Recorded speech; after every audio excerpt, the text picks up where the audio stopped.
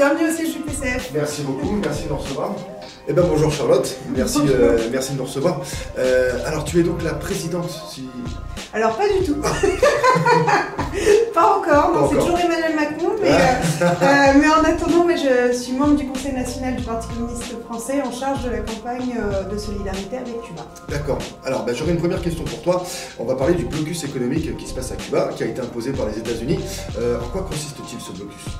Déjà, c'est un blocus qui est le plus long de l'histoire contemporaine et qui touche à tous les aspects de la vie économique, politique et sociale à Cuba. Donc c'est pas uniquement des sanctions économiques, mais c'est également des sanctions financières et politiques contre l'île qui sont présentes depuis plus de 60 ans maintenant et qui génèrent chaque année des pertes démentielles en termes de budget de l'État. On évalue pour l'année 2023 à 5 milliards d'euros les pertes pour Cuba, pour un pays qui compte moins de 11 millions d'habitants actuellement. Donc c'est quelque chose de démentiel et ça touche aujourd'hui à l'ensemble des aspects de la vie, c'est ce que je disais. Oui, ça impacte énormément aussi le quotidien, j'imagine, des Cubains. Absolument. Là, dans les dernières fois où je suis allée à Cuba, pour dire les choses très clairement, il y avait des queues pas possibles pour la nourriture, une inflation démentielle, des problèmes pour s'approvisionner en énergie, en électricité notamment, et on se retrouve aujourd'hui dans une situation qui est pire que pendant la période spéciale, c'est-à-dire après les années 90, où il y a eu un effondrement de l'économie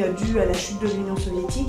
Aujourd'hui, on est dans une situation qui est à peu près similaire, avec des impacts qui sont très importants pour la population dans l'ensemble des domaines. Exactement. Ouais. Et comme toutes les sanctions qui sont prises par les États-Unis dans le monde, ça touche évidemment à la population. Ça ne vise pas, contrairement à ce qu'ils disent, à une petite minorité. C'est vraiment l'ensemble de la population cubaine qui est impactée.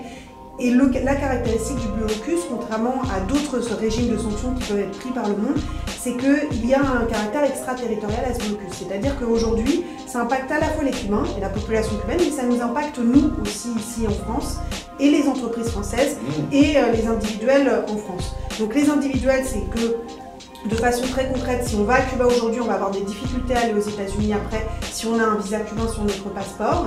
Mais également, de façon très concrète, je ne vous invite pas à faire le test parce que à chaque fois ça se solde par des problèmes pour chacun. Mais si sur notre compte en banque on veut faire un virement à un ami avec pour mot d'ordre comme notification Cuba, la Havane ou quelque chose qui a un trait à Cuba, et notre compte, déjà le virement ne se fera pas et notre compte risque d'être bloqué. Nous avons encore eu des exemples ces dernières semaines par rapport à ça, où les banques bloquent aujourd'hui les comptes qui peuvent être liés de près ou de loin à Cuba parce que les banques européennes sont impactées par le blocus et subissent des sanctions américaines par rapport au commerce ou à l'envoi d'argent qu'elles peuvent faire. Donc ça rend extrêmement difficile pour les investisseurs français le fait de pouvoir investir à Cuba puisqu'il va y avoir des répercussions pour eux dans leur économie au quotidien et ça impacte aussi j'ai envie de dire, et la politique commerciale et la politique étrangère de la France vis-à-vis de l'Amérique latine et de Cuba en particulier. D'accord. Donc ça porte atteinte à notre souveraineté de façon très concrète.